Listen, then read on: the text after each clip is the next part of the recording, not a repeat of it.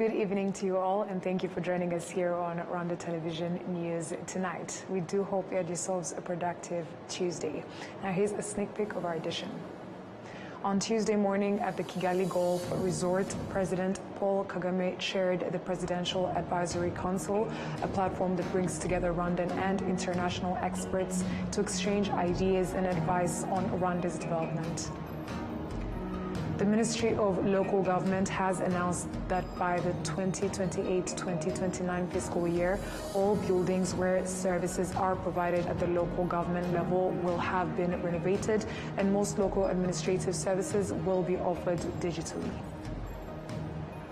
On the international scale, the EU is urging the US to rejoin the West on sanctions against Russia over the war in Ukraine.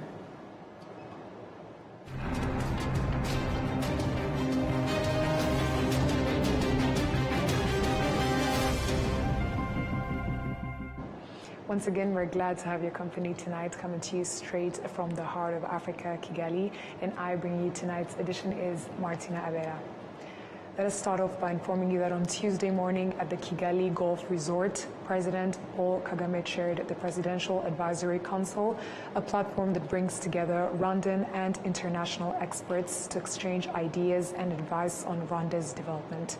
The discussions focused on innovative and practical ways to further accelerate the country's socio-economic progress and address key regional and global challenges. Ahead, the President of the Rwandan Senate, Dr. Kalinda François Xavier, and Vice President Nyirahabimana Soline and Mukabaramba Alvera have received a delegation of senators from Kenya who are in Rwanda for a benchmarking visit. The discussions focused on avenues to strengthen the two countries' good relationship with emphasis on parliamentary diplomacy. The main objective is to learn from our counterpart here, to learn from the Labour Committee, because this is a Labour Committee that is visiting from Kenya. And the intention is to be able to learn from this committee and exchange views so that we can take back to Kenya whatever is good for us to take to our country, to take to our people, to improve services to our people. That is the intention, so that the two committees can learn from each other. Now, what we have learned so far, we still have a few days because we will be here until Sunday. So what we have learned so far is for a leader elected by the people to serve the nation. Because in Kenya, we are elected and then we go back to the people that elected us and we serve them rather than serving the nation. So that is a different thing or different approach that is not like Kenya. Now, in Kenya, the temptation can be that because I'm elected from an area and I'm in charge of resources, I can take the resources to my area and not think about the country. But in Rwandese system, a leader elected thinks about the country, not where they came from. So I've learned that, and we have learned that to be a very different approach. So we will try to take that to my committee that I chair, and maybe eventually to the nation. The senators from the Labour and Social Welfare Committee in Senate of Kenya also held discussions with their counterparts of the Social Affairs and Human Rights Committee in Rwanda's Senate. Their exchanges were intended to share experiences on the role of Parliament in implementing the country-based Citizens Welfare Program. Now, the Ministry of Local Government has announced that by the 2028-2029 fiscal year, all buildings where services are provided at the local government level will have been renovated, and most local administrative services will be offered digitally. This is among the measures being strengthened to address the challenges still observed in the delivery of services within decentralized administrative entities, as the Minister of Local Government told the plenary session of the Chamber of Deputies on Tuesday. The issues that the Ministry of Local Government was called upon to clarify are those that citizens told members of the Parliament continue to hinder them when they request services from local entities. These challenges are mainly found in services related to civil registration, land and housing, and other areas. The Minister of Local Government began by telling the members of Parliament that the level of citizens' satisfaction with the services they receive continues to rise steadily, a fact that is confirmed by residents across the country. Explaining what the Ministry of Local Government is doing, as well as its collaboration with other relevant institutions, Minister Dominique Habimana said that the government has invested significant efforts in the use of technology in service delivery, in training both service providers and citizens using this technology. In improving public service delivery, especially in local governments, and they were satisfied by the investment and the progress made.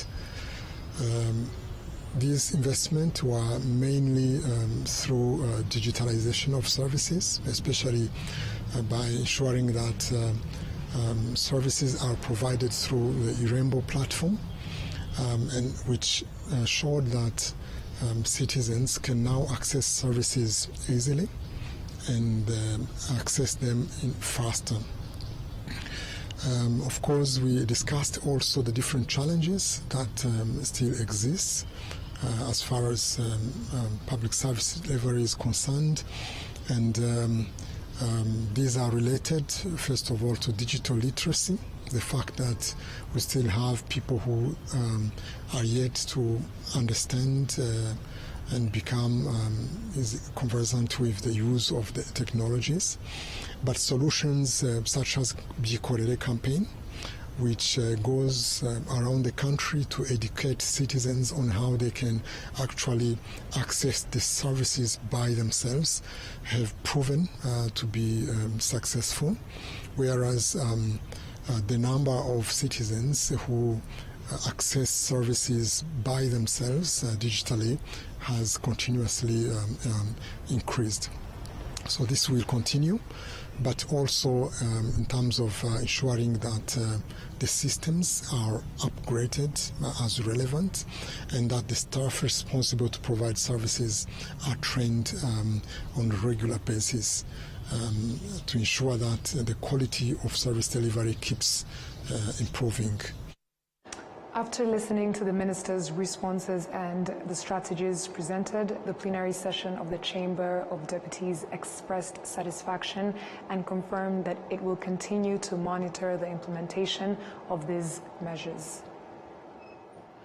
Now, Dr. Frank Habineza from the Democratic Green Party of Rwanda and Alphonse Mubana from the Party for Solidarity and Progress have been elected by the National Consultative Forum of Political Organizations as senatorial candidates to replace members of the forum whose term will end during this month of October. Each of the 11 political parties that make up the forum was represented by the 4 delegates in the meeting. Frank Habineza and Alphonse Mubana have expressed gratitude for the trust placed in them by their fellow members in the forum and pledged to diligently fulfill their responsibilities. Article 80 of the Constitution of the Republic of Rwanda stipulates that the National Consultative Forum of Political Organizations shall provide 4 senators to the Senate of Rwanda, elected in 2 phases. The first 2 were elected last year.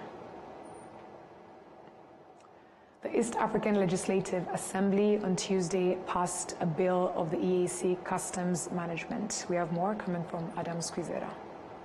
Harmonizing customs documentation and adopting digital systems for customs services were highlighted as key measures to address existing challenges that hinder the effective implementation of the East African Community's customs integration agenda. Francine Tazana, chairperson of the EALA Committee on Trade and Investment, stated that resolving these issues will accelerate the implementation of programs aimed at improving the livelihood of the East African citizens. We all know that when we have a fast movement of goods in the region, it is now impacting on the time and also the cost of those goods transiting from one country to another one. So when we have a smooth transition of the goods from one partner state to another one, it is now impacting on the time and also on the cost, and also the price for citizens will be reduced, which is now the benefits. And we are here to represent the people, and we are here to protect that the price will be reduced as much as we can. However, some legislators also expressed concern over the continued imposition of excessive customs charges by some member states, despite such practices being contrary to the existing customs management laws. During the plenary session, members of the Assembly called on partner states to strengthen efforts to ensure full enforcement of the new customs legislation. Members of the community usually find some difficulties in the implementation of certain provisions. And this is allowed in the law. Law is not absolute in terms of closing all the amendments out. There are always provisions to amend the law. So like today we discuss amendments including issues to do with the fines for members of the community or business people who do not comply with the provisions of the Principal Act. So we had put some deterrents so that they are compelled to comply with the provisions. Otherwise, it will become very, very hard for them to pay the fine. And that is allowed in the law because you assess over time that the implementation of policies and laws. So if you find there is negligence or lack of compliance, and then as a community or even as a nation. The bill seeks to empower the national assemblies to remit all write-off duty in whole or part in circumstances where commissioner is satisfied that the duty cannot be effectively recovered due to impossibility to collect or excessive cost of recovery. Adams Kwizera, reporting for RTV News in Arusha, Tanzania. Thank you, Adams, for that report. Now, the African Organization for Innovation has revealed that Rwanda continues to stand out among African countries in facilitating entrepreneurs with technology-based projects. This was highlighted during discussions that brought together entrepreneurs from various African countries ahead of the three-day conference called Inspire Africa 2025, which started today. The African Organization for Innovation, headquartered in Lagos, Nigeria, stated that Rwanda should serve as a model for other African countries in supporting entrepreneurs and investors with innovative projects. The head of this organization, Tina Mbachu, explained that this is what led them to bring this year's forum to Rwanda for the first time, as it is being held in the country other than Nigeria. This year we decided to do Rwanda because Rwanda is doing a lot within the innovation ecosystem. I think the government is taking, positive direction in terms of building out the infrastructure from a policy perspective as well, being able to attract, global businesses that are looking to set up in Rwanda, investments that are coming into the country as well, investors that are looking to come into the country. So I think the government has been doing a really great job in terms of building out that infrastructure that can enable innovators to thrive. Rwandans with innovative projects, mostly in technology, agriculture, and livestock, are the ones participating in this forum and discussions aimed at promoting the entrepreneurship sector, Inspire Africa Conference 2025. These Rwandans say they are confident that they will gain a lot from this forum as they expect many opportunities from it. I'm very much interested in talking to other founders here and also even talking to investors to see what their point of view is on the research I'm doing for my startup. So I do believe I'll find what I'm looking for, yeah.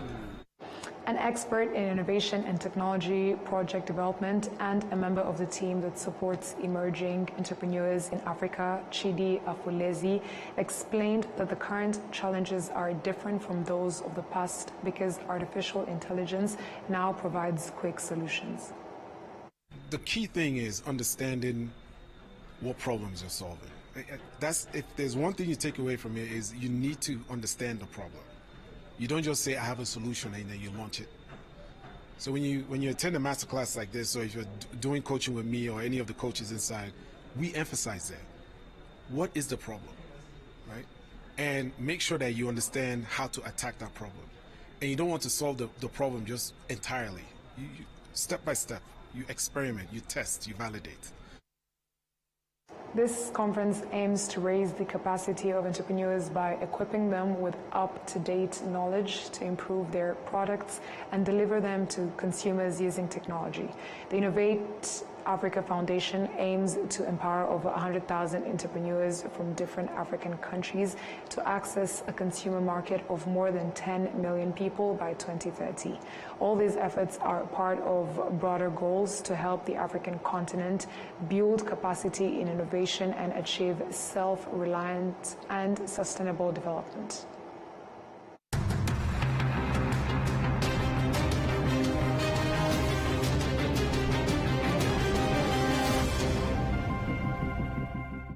Journey has a beginning. From nature comes refreshing fruity goodness that keeps you going every day.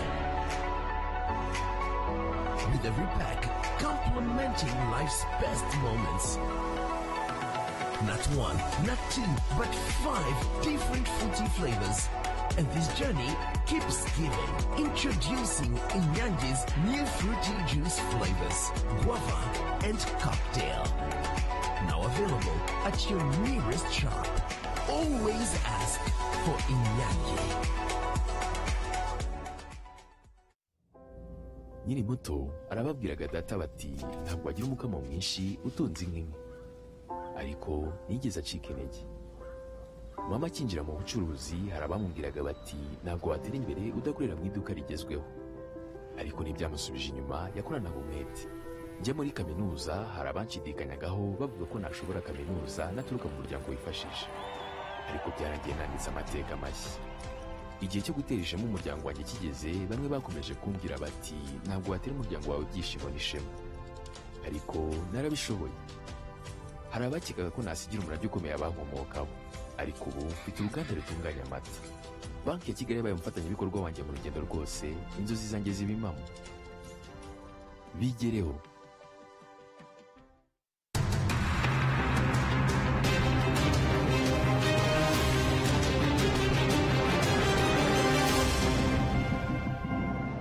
Welcome back to other stories making headlines on the international scene. Heading over to Russia, the EU is urging the US to rejoin the West on sanctions against Russia over the war in Ukraine.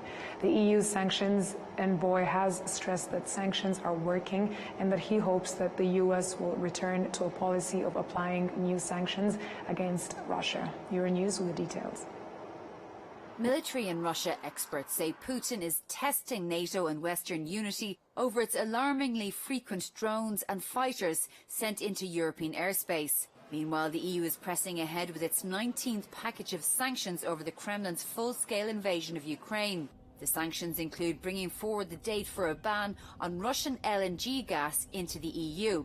However, the US under the Trump administration is no longer imposing new sanctions against Russia. EU sanctions envoy David O'Sullivan says he hopes this policy will be reversed. We hope that Mr. Trump will draw from the experience he's had until now that Putin clearly doesn't want peace. We, in the meantime, will continue to apply our sanctions in conjunction with the rest of the G7, and we hope that the US will rejoin us very soon. How have the sanctions worked? Have they lived up to the expectations about crippling the Russian economy? I think the sanctions have been very effective. You can see all the key indicators in the Russian economy are flashing red, whether that's the interest rate, whether that's the inflation rate, whether that's the rate of public expenditure. They're talking about raising taxes. They've had to run down the National Welfare Fund. Gazprom has posted a deficit, is laying people off. So I think all the indications are that the Russian economy is being put under severe constraints. But I agree, it's more of a slow puncture than it is a blowout. And we have to be willing to maintain the pressure for some time to come still if we're going to finally squeeze the ability of Russia to finance this awful war. What would you like Donald Trump to do, though, as part of this war? Obviously, we know that he's trying to create a trialogue with the United States, Zelensky and Putin, but Putin has refused to meet President Zelensky. The first piece is the military side, which is one of the reasons why we're working on the immobilized assets and the ability to give Ukraine more money with which to purchase weapons. And we would like to see the United States join in again in the kind of sanctions that we've been doing in the 17th and the 18th package and the 19th package. Just you mentioned the Russian frozen assets, which most of which are here in Belgium in Euroclear. The Commission and other countries who are supportive of this are at pains to say this is not confiscation. But it really does look like confiscation, because it's not likely that Russia is going to get that money back, because unless, of course, Russia decides to pay for reconstruction, which is not something that people believe is going to materialize. So explain how it's not confiscation, or what it is. Well, it's not confiscation, because exactly as you say, Russia will get this back if they pay the reparations. So, I mean, it's their choice. If they choose not to pay the money they owe for the destruction they have caused in Ukraine, then indeed Ukraine has some call on those assets in Europe as compensation. And that's the model that's being pursued. Ukraine would get the benefit of a loan, but would have to repay that if Russia pays reparations, and with that repayment of the loan, Russia would get the money back. So what we are saying is we're holding them until we see how Russia is going to step up for its responsibilities and the undoubted debts that it owes for the reconstruction of Ukraine, with the massive destruction, deliberate destruction of civilian infrastructure that we have seen. The money will always be there to give back if and when the Russians start to pay. And that Euronews story marks the end of our bulletin. Before we close off, let's have a recap of our headlines. On Tuesday morning at the Kigali Golf Resort, President Paul Kagame chaired the Presidential Advisory Council, a platform that brings together Rwandan and international experts to exchange ideas and advice on Rwanda's development. The Ministry of Local Government has announced that by the year 2028-2029 fiscal year, all buildings where services are provided at the local government level will have been renovated. On the international scale, the EU is urging the US to rejoin the West on sanctions against Russia over a war in Ukraine.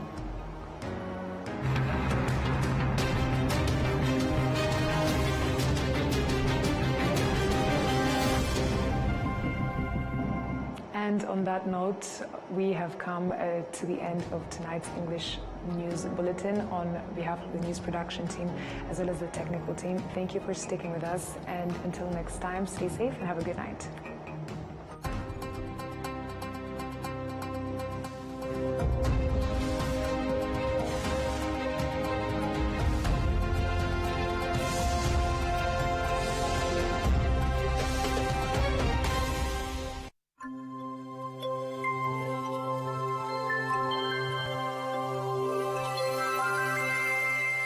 umugoroba mwiza kuri mwe mwese mudukurikiye, ikaze ku mwanya w'iteganyagihe ryo kuri tariki ya 14 Ukwakira 2025 mujye kugezwaho na Francine Musanganire.